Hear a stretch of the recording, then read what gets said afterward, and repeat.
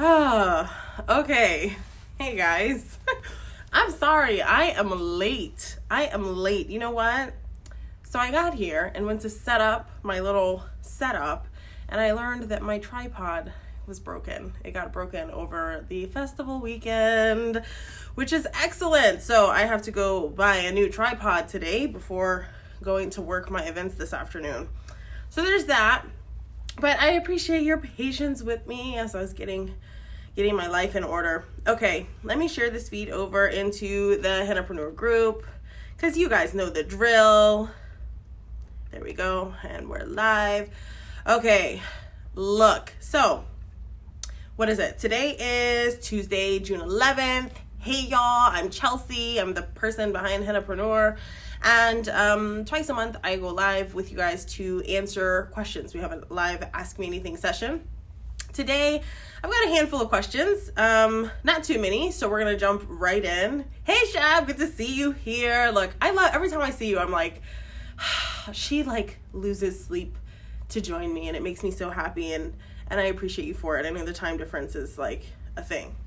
Okay, so let's see. Pull up my little questions because now my whole life is thrown out of whack, you know? Man, that tripod, it's like, it's gonna eat me up alive. Let's see if I can find it this way because my whole life is like, no. Okay. So I saw this one came in just a little bit ago. Hey, Rebecca, good to see you. Okay, so I saw this question came in just a little bit ago, and it made me giggle, so I was like, I'm definitely going to answer this question.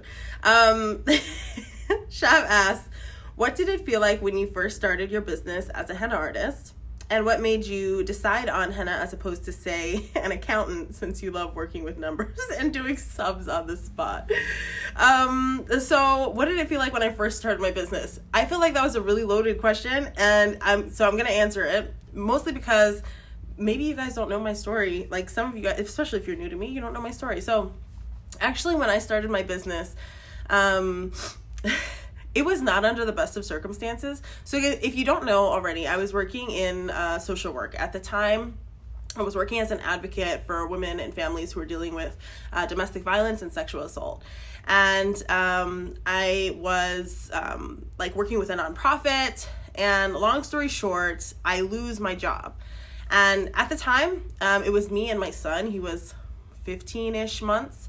And so I was a single parent, and here I am like maintaining a household, and I go into work this morning and lose my job. And so I did not have savings. I had actually just moved across the country. I'd moved from the Northern Virginia, like not far from where I am now, Northern Virginia area to Nebraska, which is like, if you don't know, if you're not familiar with the geography here in the US, Nebraska is like Midwest, like the middle of the country. There's not very much going on. Like I remember a lot of cornfields and like cows. Like that is what it was like there. And so I moved across country. I did not really have a support system. My mom lived there. That's why I moved there, to be closer to her. But honestly, that was it. And so I had just separated from my ex, and I was with my son. And and so I lose my job. And I didn't have a savings because I'd blown everything moving across country. And I remember like going to the grocery store. So what happened was, and it was trippy, like thinking about it in retrospect, I go to the grocery store, and I had a tendency to put henna on back then anyway, like just for myself, just like for self-care, because I was a single mom. Like I could not afford to go to the nail salon. I could not afford to go and like get my hair done and things like that. Like that wasn't a thing. But I knew that if I could buy like a cone or two of henna, then I could put my designs on, and like, I don't know, like it made me feel good. So it was just a very economical way for me to kind of just do something special for me also. And so, so there I am, recently unemployed, and I had some henna on because, I would put some on also like to relieve stress, right? So I had henna on, and I'm going through the grocery store, and I remember that I had like, I don't know, like the number that comes down, I think I had like $32, like $32 in my bank account. And I was like going through the grocery store with my kid in the cart. I'll never forget this. And I'm like going around and I'm like looking at the prices on everything, and I'm doing math in my head, and I'm like, okay, I've got $32. I have to, I have to figure out like how am I going to buy the things? Okay, what can I buy? I want to make sure that I can get food for him. Like, I'll figure it out, but I got to make sure that like he has the things that he needs, whatever. And so I'm doing the math in my head and trying to like not pass this $32 price point. And I remember there was a gentleman who used to work in the produce section, and I was like there like looking at the produce and whatnot, and like trying to find the cheapest, like the smallest apples I could find, because my son loved apples. Like, I want to find like the smallest apples I could find. And I remember him telling me like, oh, like I really like that design on your hand. And I was just like, thanks, okay, whatever. And like in my mind, I'm just trying to find like the apples that are not going to put me over, because I did not want to risk the embarrassment of going to the register and not having enough money to pay, right? And so, and it was like that. So like I go through like the bakery, and I'm looking at like the, I don't know if they do this where you guys are, but like, so, when you go to the bakery, it's like the day old bread or whatever. So like, it'll be like 50% off. So like I'm in the bakery and I'm like looking to find like breads and things that I'm like, okay, if I can get it on super cheap sale, then I can freeze it. And like this was the space that I was in. And I remember even there, like the lady in the bakery saying something about my henna, and I don't even remember what it was that she said, because I was so like in my mind, and so I get to the cash register. Like, I do all these rounds around the store, and I get to the cash register, and I remember like the anxiety standing in the line, of like, I hope that I did this math right. I hope that it's funny, Shav, that you ask about me being an accountant. Cause yeah, I do numbers on the fly, but I'm actually horrible at math. Like, I'm really, really bad at math. So, so I'm like, getting to, to the counter, and I'm like, please, like, I just hope that this is like, that I did the math right. Cause I don't want to have the embarrassment. Like, it's a small town, people talk, like, and when I say it was a really small town.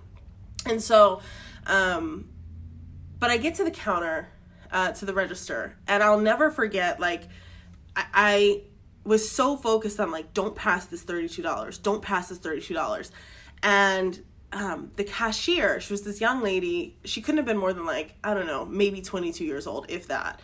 And she said, oh my gosh. And she's like, what is that? Like, what's that on your hands? And I was like, it's henna. And like, in my head though, I'm just like, dude, like, just give me my total, because like, I just wanted to go cry in my car, for real. Like, I just wanted to get out of there. I wanted the earth to just swallow me whole. I did not want to be there any further seconds.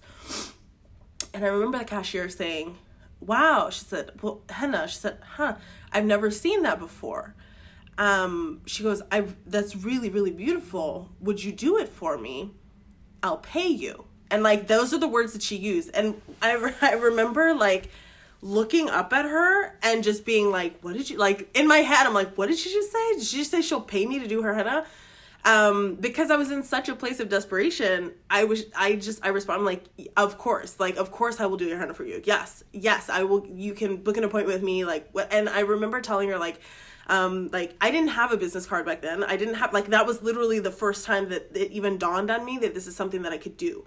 But it was her saying that to me that kind of, was the catalyst for, all of these events.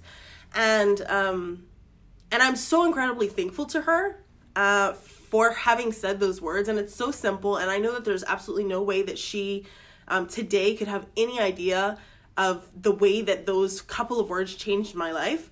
But they did. And so, I remember going home, and, I reached out to someone. I actually borrowed money to print my first set of business cards. And I went back to that store, to the grocery store, and like gave her one of my business cards. I'm like, yes, you can book with me. And I was desperate. Like, at that point I was really desperate. I didn't know, I didn't know anything about marketing. I didn't know anything about business. I just knew that this was someone who just had this great idea that she would sit and let me do henna for her, and she would pay me money. And just for some context, the town that I was living in was very rural. Like, I think that the population, there was like 36,000 people there, which is very, very small. I remember in working, as a social worker, going and doing a presentation to the senior class of one of the local high schools, and literally the senior class was like 6 people. So it was a very small town, and I was the only Muslim woman there at the time. I was the only person who covered. I was one of like less than 10 Black people in general. Like, I was very much like the standout person, and I knew that it was going to be very hard for me to find new work, like going the traditional route and working for a company or working for the state and whatnot. And I did end up going back to working for the state after a while. But I knew that it would take time, and I knew that I didn't have time. I needed money now. And so that's how I started my business. And so, so it's not even so much like, so to answer the question, I guess, like, what did it feel like to start my business? It was freaking terrifying, but I also knew that I didn't have a choice. Like, I knew that I had to make it work. I had to be successful because I had a little one that I had to provide for. I had bills that I had to pay. I had rent that was due. Like, I knew that it was a thing. And I'll tell you that definitely set the tone for my trajectory with henna. Because I came into henna of course I loved it for myself, right? But it wasn't like I loved it and I wanted to offer it as a service. That's not how it started. It started from a place of necessity. It started from a place of I had to make it work. And so I always had to approach henna from a business-like perspective. It wasn't like, oh, I just love this art and I want to do it for the art. And over time, I came to love it. Over time, I came to really enjoy it, and I came to really appreciate the opportunity that I have to offer the service to other people. But at first, it was all about making sure that food was on the table. Like, that was it. And today, when I look at kind of just the direction that my business has gone, and when I look at the successes that I've had and so forth, I 100% believe that it has everything to do with how I started. Because I was never given the opportunity, or I'm going to call it the luxury, honestly. I'm going to call it the luxury. I never had the luxury of saying like, oh, I'm going to test this out and hope that it works. That wasn't the case for me. So that's what I've got. That's kind of how I started. I did end up going back. So I'll tell you, like, I did end up going back and working for the state. Again, I went back into social work. I was there for an additional 3-ish years. But what I found is after I came back to work in social work, I'd already started to build like this client base. And so I was finding myself like on my personal days, on my days off, on my, like I was seeing clients. And over the course of that time, like I got married and we found out we were expecting my daughter, my middle child, and we decided to move across country. And at that point it was like, okay, my eldest was then going to go into kindergarten. I wanted to homeschool. I knew that I wanted to be at home with my little one. And if we were moving across country anyway, it was like, well, it's all or nothing. So my husband and I made the decision that, yeah, I was going to go ahead and go full time. And so I did. So I started my business in 2011 and then I went full time in 2014. And then I never looked back. So I don't know. That's how it started. That's how I felt. It was scary. But it was beautiful also. And when I look at just the fruit that came from that, I don't have any regrets at all. And honestly, the best thing that could have happened was for me to have lost my job. And the best thing that could have happened was for me to cross paths with that cashier and for her to have said those simple words, because it really has totally changed my life today. I'm still homeschooling my kids. I have 3. I get to be home with them. I get to do the things. And then, I mean, if you guys know, or if you're new to me, like this week, I just opened this place. I'm in a new physical location, which is really, really exciting. And so, I don't know, like, it was really rough, but it was worth it. And I guess that's what I kind of want to convey to you guys. Like, running a business is hard. But if you're in it, and if you're willing to put the work in, and if you're willing to be uncomfortable, because there's a lot of times that are uncomfortable. And if you're willing to make sacrifice, and if you're open to learning, then I think you can make all the things. Let's see. Chavez, have you ever seen the cashier again? I did see her again after that, because it was a very small town. I did see her again after that. It wasn't shortly after I started my business that I stopped seeing her. So I don't know if she changed. I don't know if she just left that job or if she moved away. I saw her a few times afterwards. And she always made commentary on my henna, and she always said like, oh, I'm going to come see you. I'm going to come see you. But truth be told, I never actually served her. She never actually came to get henna. And I don't know what it was that made that not a thing. But as ultimately I moved also. So, but every time I would see her at checkout, she would make a comment on it, and she's, I'm coming, I'm going to come see you. I'm going to come see you. And even though that didn't happen, still she holds a very special place in my heart. So that's what I've got. I don't know. Sometimes, I feel like I forget. Sometimes I feel like I can forget, the feel, because I feel like for me, I had to go through all of those things, almost with blinders on, right? Like I just knew that like I had to be successful. And so I just kind of put blinders on, and I feel like maybe I didn't even feel all of the things. Like I knew that I was scared, and I knew that I was uncomfortable, and I knew that, things were going to be hard, but like, I don't know. I also feel like I knew that I didn't have a choice, so I didn't maybe have the opportunity to feel all of those things. And I think it wasn't until much later on in my business where I was being interviewed by a reporter, and so I started to, I was talking with a reporter about my business, and it was only really then, I think, that I started to process, like, oh my gosh, like I really went through that, and it's kind of crazy, but it worked out, and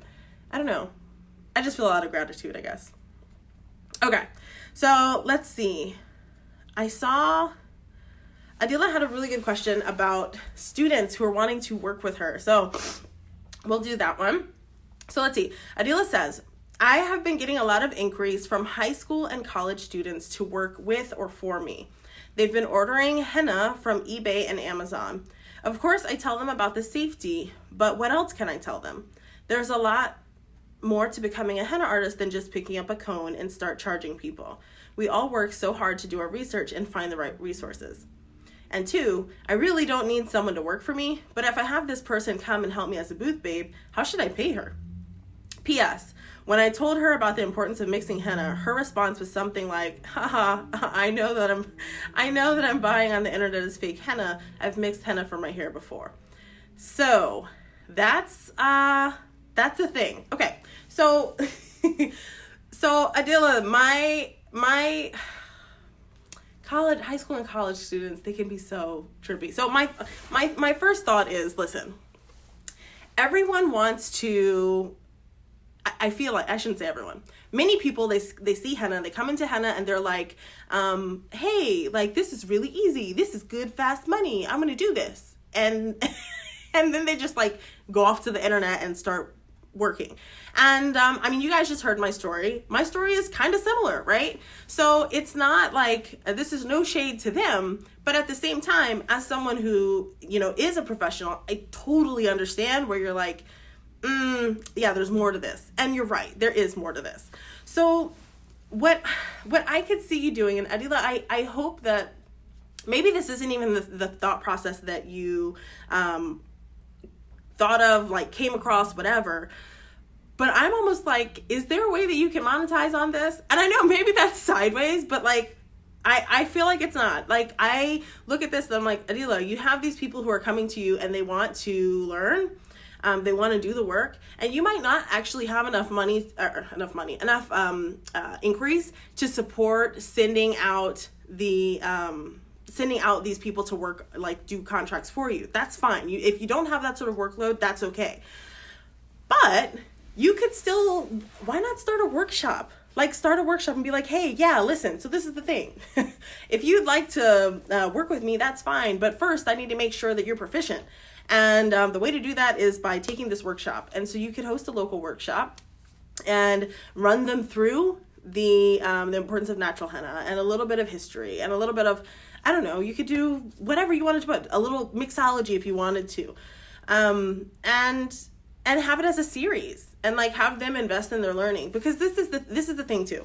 I look at, anytime I hear someone who's like, hey, I want to learn henna, I feel like a lot of times as artists, and maybe this isn't everyone, but I feel this is the perception that I have in my almost 9 years now of doing this. A lot of times we hear this and we're like, but if I teach, what if I teach, then like I'll be teaching the competition. And honestly, I feel like it's a little gross. Just putting it out there. I feel like, and I'm of the thought that if you, one, there are enough hands out there to go around, okay? Two, if you are someone who's out there teaching, if you're out there inspiring others, if you're out there encouraging other people to do the right things in our industry, then they are also going to go out and duplicate that thing. So if you're setting a standard, right? And I'm going to use my own business in this way, right? Through Cardamom Clove Henna, I started out by doing local workshops. Then after that, I said, okay, I'm going to take this thing online. But it's like you set the standard. You say, hey, listen, if you want to do henna, then you have to use natural henna. And there are certain things that you have to know. And you need to know about safety. And you need to know about how to apply precise designs. And you need to know like all of these things, right? You put out a workshop. You let people do it. Once they do it, what's the worst that can happen? Have you trained your competitor? Possibly. But this is the thing. What happens if, and Rebecca, because you're here, I'm going to point you out. What happens if you come across somebody who's an incredible student? What happens if you come across someone who learns well, who works well, who shows dedication, who has good work ethic, who has good integrity about them? Then have you really trained the competition? And I'm going to put you, Rebecca, I'm using you as an example because if you guys don't know, Rebecca lives like 3 streets away from me, for real. She's right around the corner. But I don't have any hesitation in teaching her and working with her and allowing her to learn from me and me also learning from her experience, because if it means that the people in my area are being served better by other artists who also have a solid standard of knowledge, that's going to allow our local market to have better education. They're going to be more informed clients.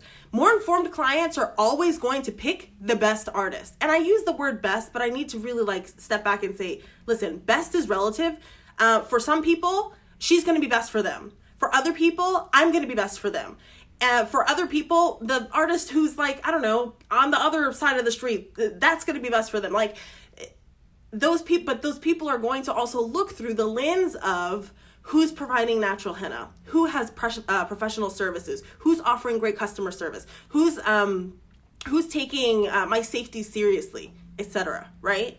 So you, by working also to inform those artists around you, you're as a byproduct, you're going to be informing the market around you, which makes it a better situation for everyone who's doing business in that market. Does that make sense? I get really irritated. I get really irritated because I feel like a lot of times when we hear artists oh, I'm not going to teach classes because I'm going to train my competition. And I'm like, no, love. If you're teaching and you're doing a good job teaching, then your market around you, those people who you ultimately want to do business with, they're going to be better served. And what happens when I have an issue with my kid, for example, what happens when my kid gets sick and all of a sudden I can't go to that gig?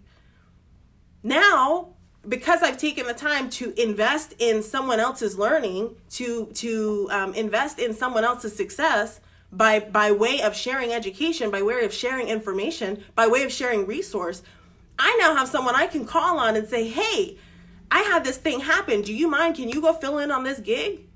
Right? You're building a community. You're building a network. Now, I understand for Adila, this may be a little bit different. You're dealing with high school students, college students. And maybe those people aren't people who you're like, maybe they're not professional enough, maybe they're not mature enough, and so forth, to take on work in that way. If that's the case, got it, no problem. Doesn't change the fact that you can teach the lessons, which is going to be a new revenue stream for your business. And as she went on to mention about a booth babe, if you're working festivals and you're teaching those classes, you can look and see who within those classes is really, really being open to learning and who's taking that learning seriously. And absolutely bring that person on as a booth babe to help you out, perhaps not with the application itself, but just with the customer service, just with answering the questions, just with all of those things. As far as how you pay that person, what's standard in our industry is a percentage. So 10% of booth sales is pretty standard for someone who's like a new booth babe, just coming in, doesn't have a lot of experience. Once you have someone who's been doing it for years and years and is incredibly efficient at what they do, that's when you get into, as high as like 15, 20%. But that's it. Like it's super easy. If you wanted to do an hourly rate and you're dealing with, like, again, high school, college students, you could do an hourly rate, $10, $15 an hour.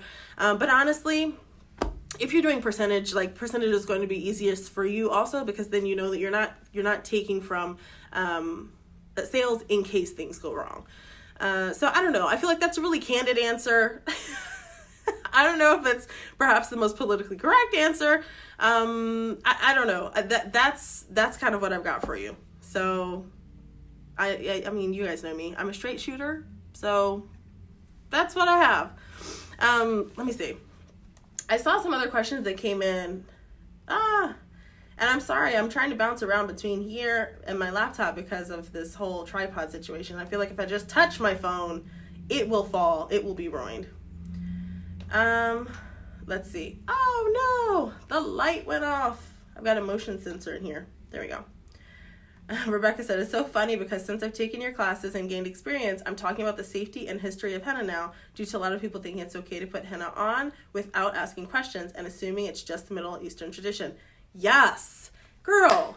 Yes. I'm telling you, there's nothing better. There's nothing better than spending time to educate others. And when you're placed in the position, and I'm going to pause here. Let me pause. I'm going to take a second. Okay. I want to make sure that I say the right thing here. I'm going for it. You ready? Okay. There has been an influx of people who try henna, like it, are not proficient, don't have the know-how, know just a little, like just got their feet wet, and then want to teach classes. This is not what I'm talking about. If that's you, if you're brand new to henna, if you're still learning, if you don't know the chemistry of henna, and you don't know any of the history of henna, and the nuance behind it, if you don't know how to troubleshoot a paste, you probably shouldn't be teaching classes. So I'm going to pause and put that out there right now, okay? Just saying, let me put that just clear, okay? But what I'm saying is, if you are placed in a position where you can, where you have the know-how, where you're qualified to teach, and you're given the opportunity to teach, take the opportunity. Because just like how Rebecca said, now, she's more informed, more educated about henna, and so she sees the opportunity to offer additional information to people when they come to see her for services. That's huge, right? So now it's not just me in my neighborhood harping about natural henna. Now I've got someone down the street who's harping about natural henna too, which makes us a really good team. Does that make sense? The more informed your market is, an informed customer is always going to seek out the best option. So it makes sense. Now, if you don't know what you're talking about, please don't teach classes, because I will fry you. Maybe I'll have to edit that one out. All right.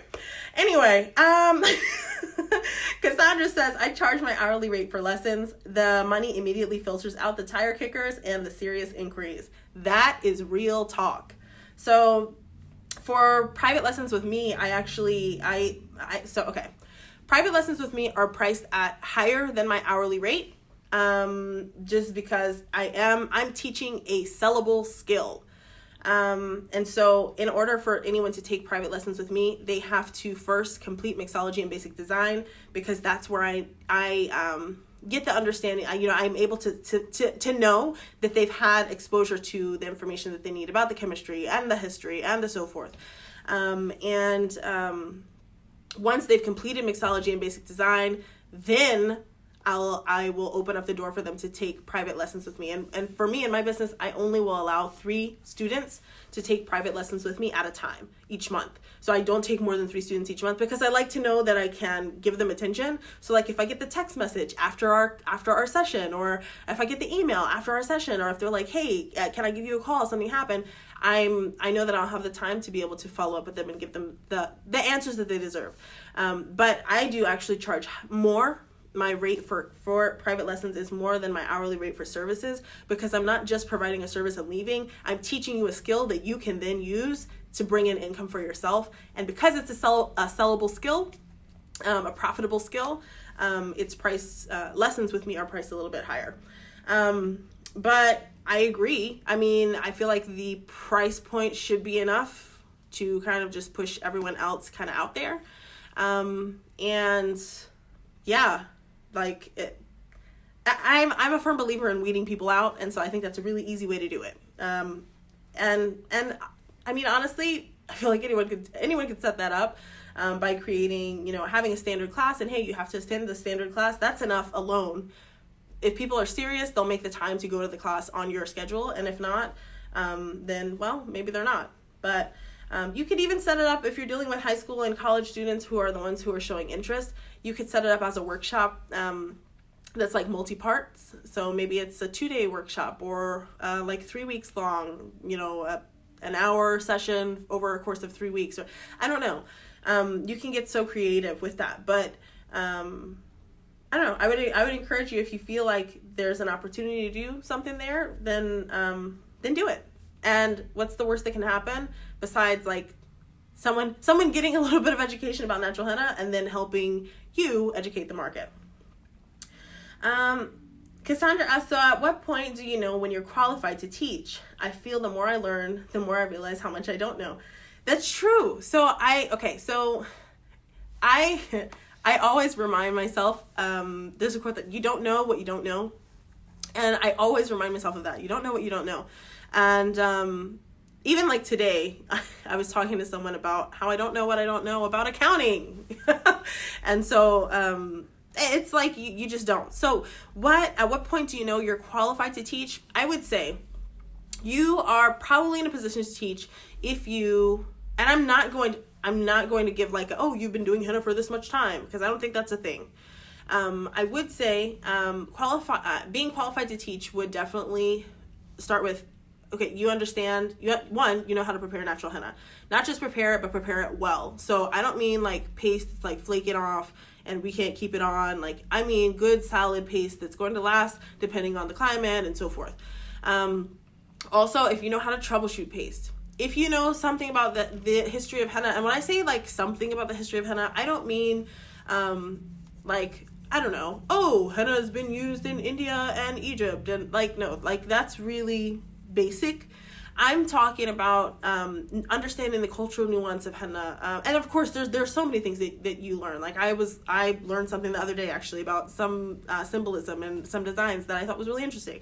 So you'll always learn more, but even there, understanding the difference between like cultural appreciation versus appropriation, and knowing when it's appropriate to include particular symbols or things versus not doing that. Knowing some of the instances when henna is used, knowing some of where henna has been used historically and how it's been used historically, understanding the chemistry of henna, not just knowing how to prepare a paste, but knowing why you're preparing it in that way, knowing what purpose each ingredient serves, and how much to add and how much to take away, and how to make adjustments in case of health issues, or how to make adjustments in the case of a particular need for a client. And then of course, the actual proficiency in design itself. I don't think that if you're not able to keep up with like a solid party hour, I don't think that you're in the position to teach. Meaning, if you're not able to create 10 to 12 really clean party strips in an hour, then I don't feel like you're qualified to teach. Like, I just don't, because you don't have the proficiency there to be able to keep up. And I don't know, maybe one day I'll eat my words for this one, but today that's kind of how I feel. So I don't know. That's what I that's what I've got. I think the biggest thing is knowing also your limits. So if, for example, if you know that you aren't proficient in the knowledge, the understanding of henna safety and so forth, like, then you probably shouldn't teach a class at all about henna. If you have a clear understanding about some portions, then maybe you create a workshop that's specific to henna safety, and like leave off designing or leave off mixology. If you are in a place where you're like, yeah, I can keep up and I'm proficient with designing, then sure, teach the class on design. But like, don't teach the class on a style that you don't know about. Like, teach the class on the thing that you're proficient in. Does that make sense? So I feel like it's not, when you're in a place where when you're teaching, you have to really know the things. And it's unfair to your students if you are willing to take their money for you to give them something that's subpar. So if you can't do it in your sleep, if you don't know the facts in your sleep, if you if you get a question and you don't know the answer like this, then you probably shouldn't teach a class related to that thing. I don't know. I hope that answers your question. I feel like that's kind of, I don't know. I struggle because sometimes I feel like, Chelsea, you're going a little too hard, but I don't. That's kind of where I stand. I saw another question. I'm trying to keep up. I'm trying to keep up with my laptop, y'all. I'm glad that you're agreeing with me, because I feel like I can make some polarizing statements, y'all. And I'm trying to make sure that I don't hurt feelings. But it's a trend that I've seen. I've probably seen this trend grow a lot over the past, even just like the past 6 months, where it's like, yeah, I learned a thing, I'm going to teach a class. And I'm like, no, I don't think you should do that. I don't think that's a good idea. But to each their own. Oh gosh, I'm really not able to pull this question back up. Oh, my life. You guys, my life. That's what I get. When Anita said, when it comes to other people's money, you have to respect it. That's true. When it comes to other people's money, you should respect it. And not only their money, their time also. Like, don't waste someone's time. That's my thing. I'm not here to waste anyone's time, and I don't want my time to be wasted. So, the same way that, like, if I'm going to pay to learn something from someone, I expect them to know their stuff. So if I find out that they don't, please believe I'm gonna run and I'll probably shout it from the rooftops.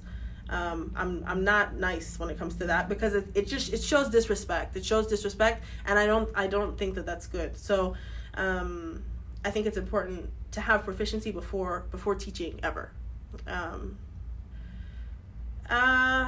And just really solid comprehension. Like, not even just proficiency, but like, you really have to comprehend what you're saying. You need to know the why behind the why, So, all right.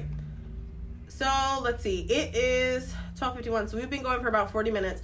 So actually, I think we're going to wrap it up.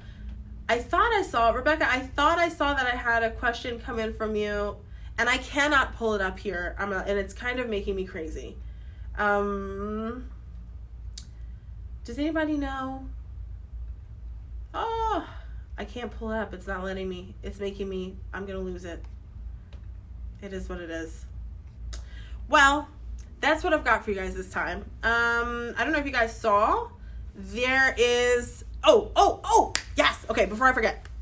So I don't know if you guys saw yesterday, the first episode of the Hennapreneur Showcase went live with Connie 2.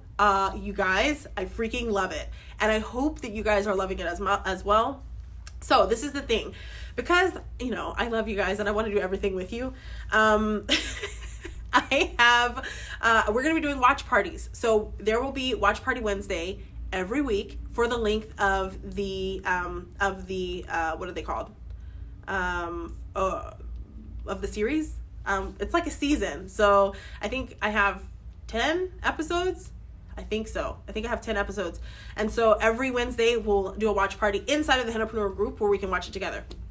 So I'm excited about that. So guys, please help me out. Do me a favor and share these episodes. Share them. We've got artists who are being incredibly vulnerable. Like if you guys like what you saw with Connie, you're going to be drooling by the end of the season. So, but help me out. Share the videos. Share them with your henna community. Share them with your henna friends. Share them just on your page so that people can get the get in on it. I want people to watch and people to enjoy because these artists are being very open in sharing their insight and their experience. Let's see. Cassandra said she asked how you built your business. Okay. Okay, Rebecca's, it's starting tomorrow. So actually the episode went live yesterday, but on Wednesdays. Yeah, so the episodes will go live every Monday. There will be a new episode. And then on Wednesday, we'll have a watch party inside of the Hennapreneur group. Okay, so Cassandra asked, how did you build your business? Or she asked how I built my business. So Rebecca asked how I built my business. And I'm assuming like when I first started. So, right? Have I got that right? So, actually, when I... So now you guys know how it happened, right? How it came together. What I ended up doing was I hosted this event, and every time I talk about this, I get so embarrassed. So I hosted this event, and it was called, okay, so it was a Facebook event. It was called Henna in the Park. And literally, so I remember I said I went and I like borrowed money for business cards. So I did, and I printed these business cards. And the first thing I did was I'm like, I've got to get the word out there that I'm doing henna. Like I need people to see that this is a thing. I'm going to preface this story by saying I don't think that anyone needs to do what I did. It probably wasn't the best idea, but it worked. So any of my students, don't do this. This is not, and you guys, I mean, now I know more about business, so I understand what's wrong with what I did, but back then I didn't know anything, so it's what made sense. So what I did was I hosted this thing called Henna in the Park, and I went to like the dollar store because I was broke and got like just like what do they call it? The tablecloths. I went to the park, put out some tablecloths. I made juices and fruits, fruit kebabs. I'll never forget that. Making 6 million fruit kebabs. And I just like had some snacks and drinks out on this table, which was horrible because the bees came. And I offered henna for free. So you guys already see where the issue was, because of course I was attracting people who were not who I wanted to do business with, but I didn't know that was a lesson that I had to learn. So when I first started, that's what I did. It was, I don't even remember how long it was. It was a couple of hours. I want to say it was like a 3 or 4 hour window where if you came to the park, you could come and get henna for free. And in exchange, I just asked that they take one of my cards and share it with a friend. And they did. And it worked. I immediately started to receive phone calls. Do you do henna? Is it for free? No, it's not for free. Do you do henna? Like, how much does it cost then? I didn't know anything about what I was going to charge. I had literally no idea. And so I came out of the gate charging probably more than I should have, given my experience. Like, I'm going to have to post a bit. Look, because I love you guys, I will go grab one of my pictures from that. I should have pictures from that event, and I'll post it in the comments and you guys can see. Quality, not there. But it's what I did. And so I yikes. And so I started to get phone calls. Can you do henna? And so I did. And I would book them then on like a private appointment basis. So what I would do is because I was a single mom, I would work I would work in the evenings. I would wait till my son would go to bed because I was really scared. Also, I mentioned like I was the only Black Muslim woman like in that area. It was a lot. And so I knew that people would come to understand that I was working with cash. And so I was really worried. Like, people already knew that I was a single mom. I was scared that people would call me dramatic, but I really was like, one day somebody's going to come rob me. And so, I would only offer services after my son would go to bed. And like, I will be mortified if any of my old, like early on clients hear this story, but like, you guys know what a machete is? Machete, like the big knife. So I had a machete that I had from my ex. This is crazy. You guys are learning way too much about me. So I had a machete, and I had the machete under the couch. So I would I would book my appointments, and I would keep the machete under the couch just in case like anyone came to rob. I was so sure someone was going to come to rob me one day. Like, I was terrified. I was so scared to do henna, because I cannot even tell you. You guys are learning all the tea. But I was by myself. It was just me and my baby, and I was working with cash, and I knew that I was vulnerable. And there was also, I'd had a situation where like I was at the grocery store, and like these men came and like they tried to attack me in the grocery store parking lot, because I was covered. And so so that's how I I don't know, that's how I started. Started with this whole the henna in the park thing, and then after that I started to get referrals, and then after that I started to take appointments on a 1-to-1 person basis. Okay. Oh my gosh, guys, the questions came in fast, and I saw them come, but I didn't get the chance to answer all of them, or I didn't get the chance to read all of them. I saw something about Cassandra saying, to be fair, you have to start somewhere. That's true. That's true. You have to start somewhere. And again, that's where it goes back to, you don't know where you don't know, right? So I just knew that I knew that I had to make it work, but I didn't know, like, by offering free services that I was going to attract a crowd that wanted free services, right? Like, I didn't know that about marketing. So it took a little bit for me to get the people who, after I told them a price, they're like, and then finally willing to pay it. But it worked enough to get the word out that there was someone in the town who was doing the service, which was good for me because it was a very small town and word traveled fast. And that was enough to get my business off of the ground. I did grab this one though. Jolly asked, Chelsea, as you know, I'm preparing my shop. I have so many things to do, and I have no clue anymore where to start to continue. Can you give me a hint on how to put things in a logical order? Yes, but I have to be honest in that, like, I'm not sure exactly where you are in the process. So let me kind of break down where I would go with things, right? So, if you guys don't know, Jolly she has a shop. She's going to be selling henna products, henna powder and so forth, which is great. Hey guys, go support her. So first things first, make sure that everything is legal, right? First is make sure that everything is legal. If you have to do like any registration, and I think that, and I'm not going to spoil, because if you guys don't know, Jolly's coming up in the showcase, so I'm not going to do a spoiler. I think that all those things are taken care of, but I'm going to say this anyway for anyone who's listening who doesn't know this. So the first thing is, you want to start a shop, make sure that everything is legal. Get registered with your local powers that be. Make sure you have your tax stuff in order. Then after that, you want to make sure that you are securing a really great supplier so that you have like a good product. I know that Jolly's already done that, so there's that to also continue. But if you're in that place, you're like, oh, I think I want to do this, that's the next step. After that, I think I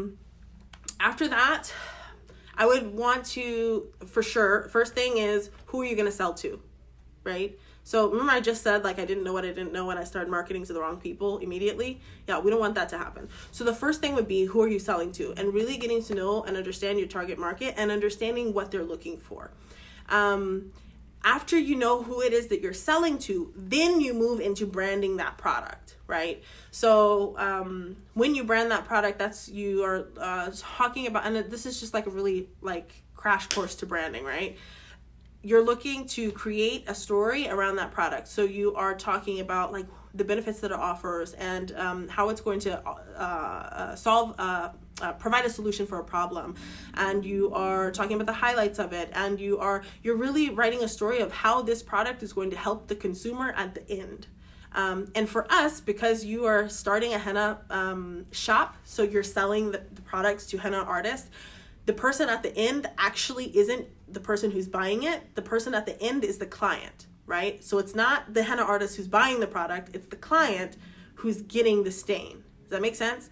So you, when I say knowing who the ideal client is, yes, you have the ideal client, the one who's actually spending money with you. You want to speak their language, but you have to understand what they're looking for, and that's the best experience for their end client.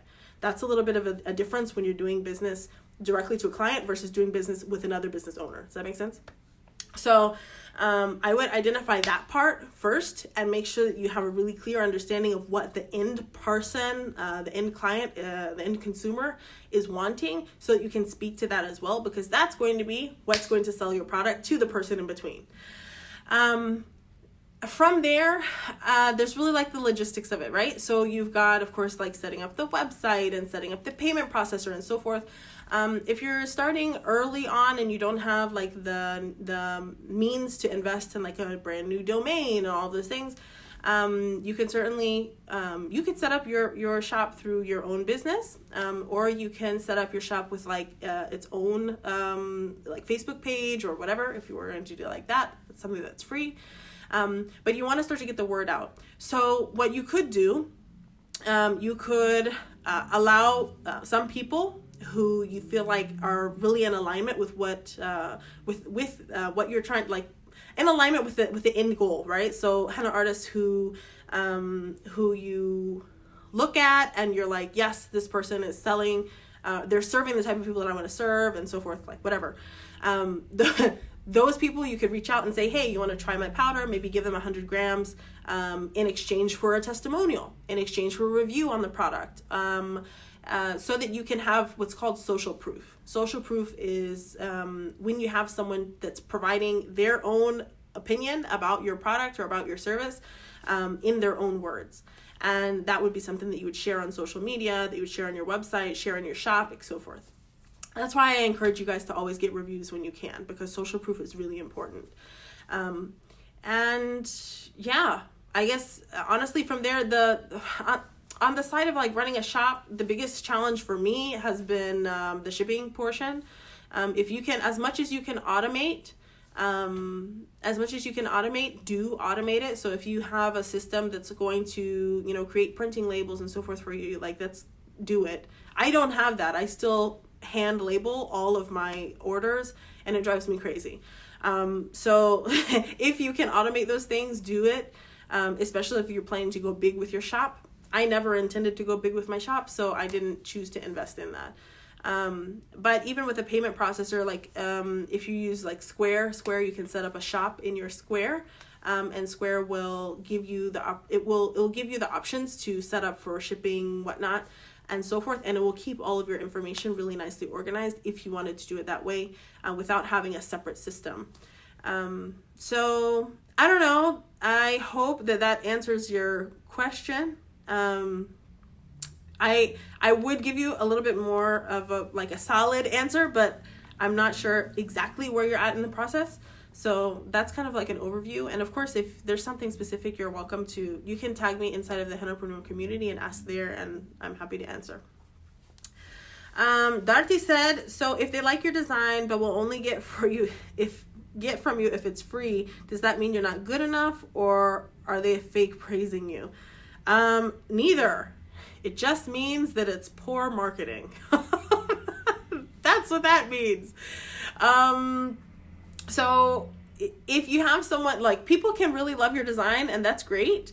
But it doesn't change the fact that you have to market to the right people. You have to sell to the right people. So if you are, people can get something for free and really enjoy it. That's great.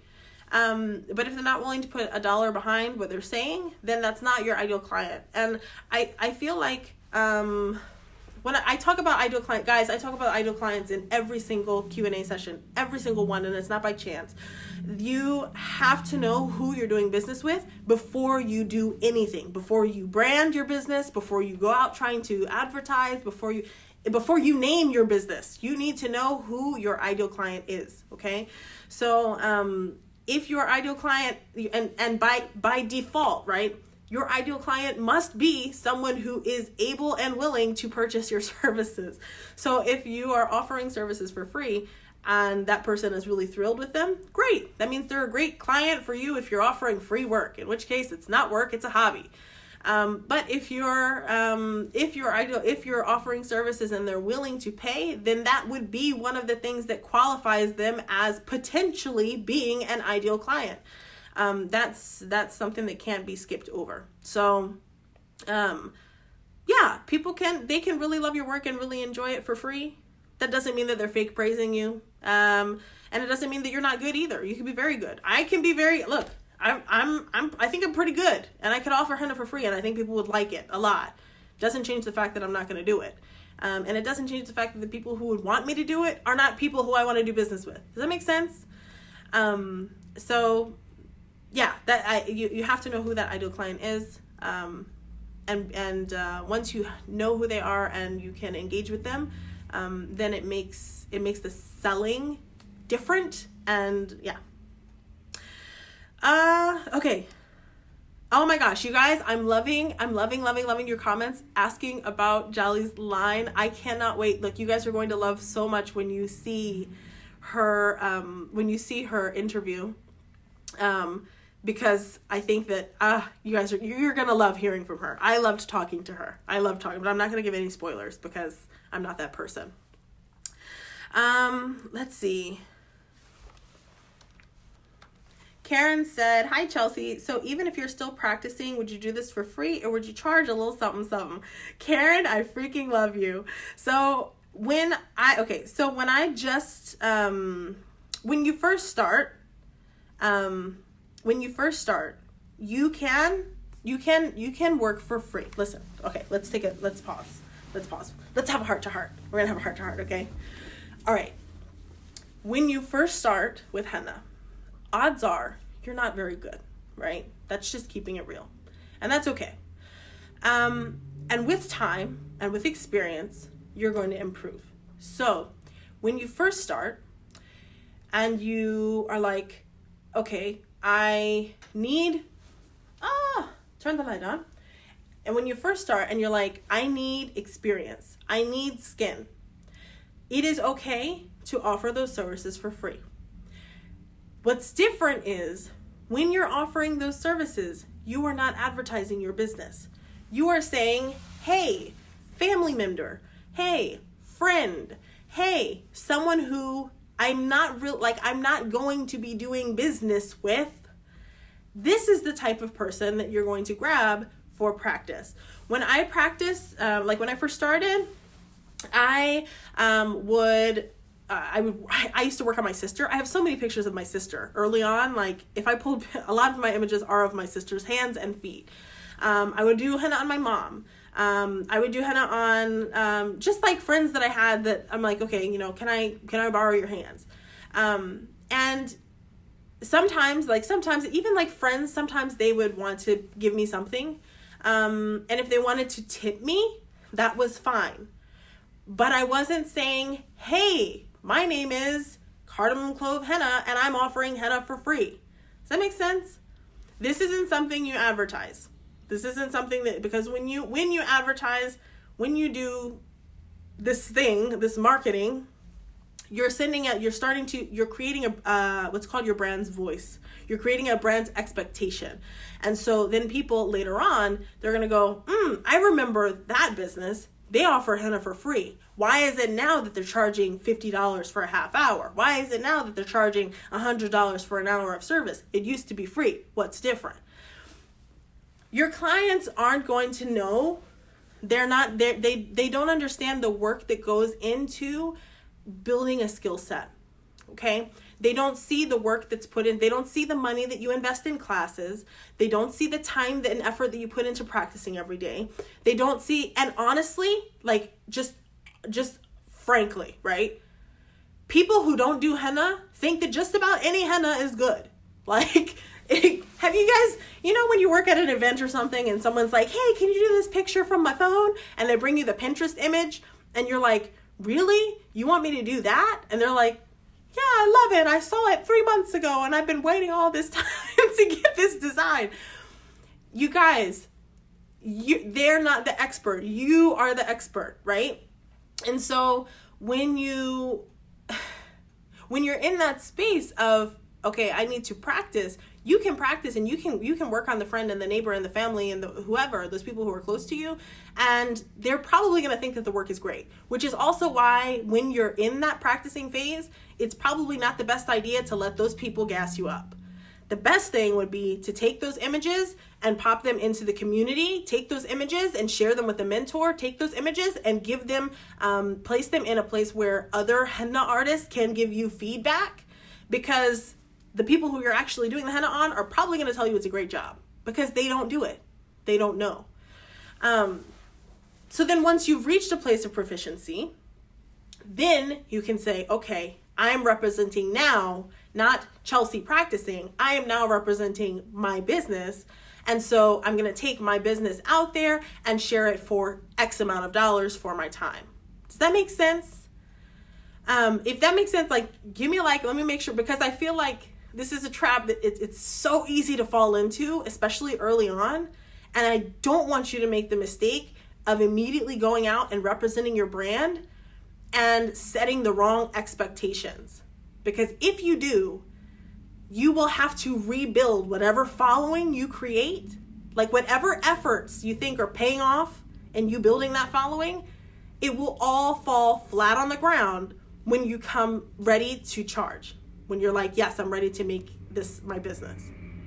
So that's what it is. And I would really just like for you guys to make that mistake, because honestly, that's a mistake that starting from the ground up sucks. And actually, in the Hennapreneur Showcase, there's going to be someone who talks about this. You guys saw Risa's trailer, her teaser video. Risa experienced this, and she's going to share in the showcase all about how it was to start just like that, offering for free and then having to start from ground zero when she was ready to work. Let's see. I didn't catch who said this. I just grabbed the thing. Just grabbed the comment, but didn't see who it was. It said, I figured out my ideal client, but struggle to market and move forward from that. So you guys, all right. I try to make these the Q&As. I try not to ask anything of you. But this is going to be an exception, okay? I'm going to pitch you guys. Are you ready? If you think you know who your ideal client is and you're having a hard time reaching them, you need to be investing in business mentorship. If you don't know who your ideal client is, but you need help with it, then you need to be investing in business mentorship. Shab, that was you. Perfect. So Shab, I know that you're working with someone right now, which is great. Hopefully, with time and working with your mentor, you will find the answer for how to reach that person. If you're not Shab and you haven't already invested in a mentor, that's what Hennapreneur is for. So I'm going to give you there are a handful of people. I'm going to talk to you guys about Mamta. I'm going to talk to you guys about Christine specifically. Both of them joined Hennapreneur Pro. The Pro membership is specific to business. The first thing that we do is we break down who your ideal client is. That is we don't move forward until that's done. And do you guys remember how Mamta all of a sudden she started getting all of those features and Dallas Voyage and the press was picking her up and whatnot? Yeah, that's because she put in hella work to identify her ideal client And then she rebranded her business, which was Creative Studios. Now it's Matrica Henna. If you take a look at Matrica Henna's website, if you look at Matrica Henna's social media, you will be blown away. And that's why she started to get the media's attention, because she's freaking awesome. And then what about Christine? So Christine joined Pro in late February. Late January. We didn't actually start working together until February, the end of February, I think. And so we just entered June. Christine, I don't know if you guys noticed, last month, Christine got booked for her first party. And they, not only did they pay her for the party up front, they also paid her to stay late. She's also working really hard to identify her ideal client. And after doing that, then she started going to the right networking events, and she started going to the right places and connecting with the right people. And I literally got an email from Christine like a week and a half ago, where she had not one, not two, not three bookings. Dude, she had like 4 or 5 bookings that she was emailing me to tell me about. So I'm just saying, if you don't know who your ideal client is and you need help with that, hit me up. That's what I do. And if you need help with just learning how to connect with that person, hit me up for that too. That's what I do. So that's it. Like I said, I try to keep the Q&A sessions just purely free information. But listen, if you're in a place where you need to invest in business mentorship, that's what Hennapreneur is for. Let's see. Darcy had asked, yes, but after that is when they say your rate is too high, even though it's the low end offered to them. So, Darty, I love you. This is not your ideal client. It's not your ideal client. Like, there's no way around that. If you're, by definition, your ideal client must be willing and able to pay you your rate, whatever that rate is, whether that rate's $50 an hour, $75 an hour, $250 an hour, doesn't matter. Your ideal client is going to be specific to your business, and your ideal client will be willing and able to pay for your rate. So if they're, like, oh, well, your rate's too high, they're not your ideal client. Let them go. Okay. Maybe. And you know what? You might even, I know someone who does it what's your budget? I can connect you. And then you know what you do? You hit up that artist and you say, listen, I am happy to send referrals your way for a fee. Here's a referral fee. Referral fees are very standard in other industries. You could totally do that in ours as well. So just saying. They say they want to, but never end up booking. Yeah. Okay. Not your ideal client. Like, I can't, there's no other way for me to say that. And I know it sucks. Like I know it sucks. I wish I could say that there's something different that you could say to them. Sometimes it is an issue of delivery. Sometimes it is an issue of making sure you're speaking your client's language. But honestly, if it's coming down to $1 price point, it's not the right person. Just find somebody else. That's not the person you want to connect with. So, Jolly said, that's what I learned from the last year. Let them go. There are clients who appreciate and pay your rates. It's true. It's true, y'all. It is so true. Let them go. Let them go. Shab said, referral fees. Yes. You know what finder's fees are? This is very standard. And it's not just standard in you'll find these things in like real estate and things like this also. In law firms, you'll find this also. But you'll also find this in the entertainment industry. If you look for, let's say you're like looking for an entertainment agency, and that entertainment agency is going to provide some sort of direction to like where that person can book a person, like where they can book their entertainer. So that might be, for a balloon twister or for a face painter or for a henna artist or for other whatever. The entertainment agency, if they're not being booked through the agency, then that agency would charge a referral fee, a finder's fee. I'm finding this person for you. I'm going to take a portion of that amount.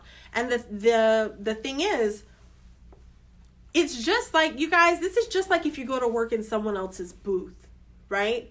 You got a phone call saying, hey, come to work. Hey, get money. Hey, you didn't have to do any of the networking. You didn't have to do any of the marketing. You didn't have to do any of the business prep. You didn't have to do anything to build the brand. You did nothing but receive a phone call saying, hey, come get paid. And it's the same situation when you're making a referral. And this happens to me a lot, and actually, currently, I don't charge a referral fee, because I will just book the event through my business and then contract it out to someone else. It's just it's easier way for me to do, and that's what I do. But you don't have to do it my way. You could certainly charge a referral fee. And what that would look like is, hey, listen, I put the time and effort into marketing, into SEO, into brand recognition, so that I got the phone call to begin with. So I can't go service this gig, but maybe you can. And you know what? The person is willing to sign this contract, or they're willing to book the event. If it books, then I'm expecting a kickback of X dollar amount or X percentage, whatever that is.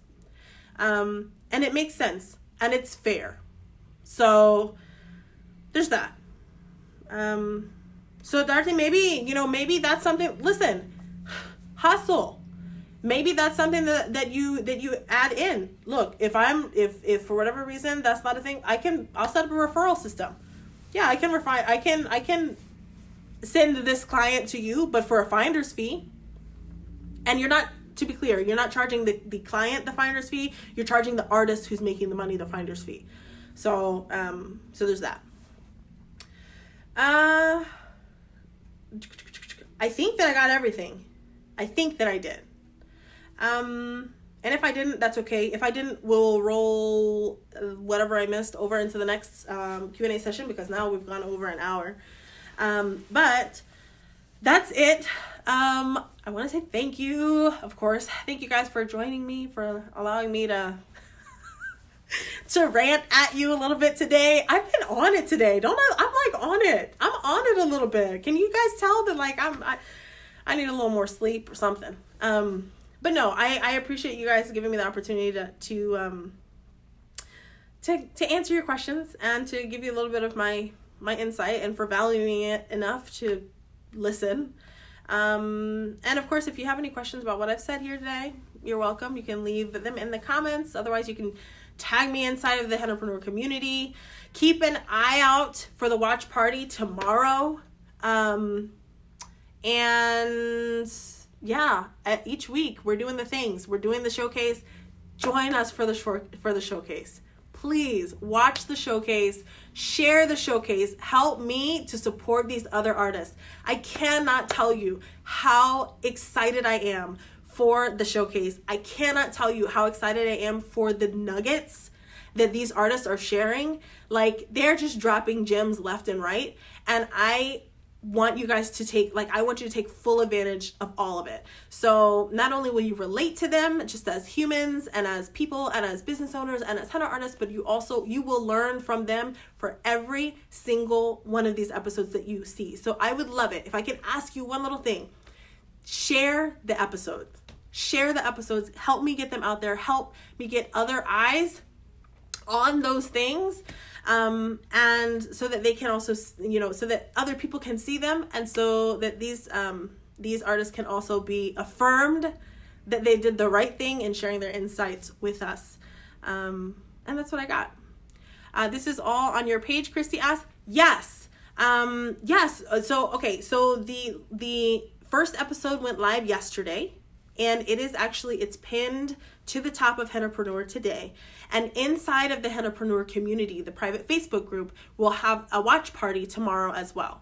So, and we're going to do that every week. I think I always get this wrong. I feel like my number is off, but I think there are 10 episodes. So it'll be one each week. Each Monday I'll release the new video, and each Wednesday we'll have a watch party, just so we can watch together. And yeah, that's what it is. So, all right.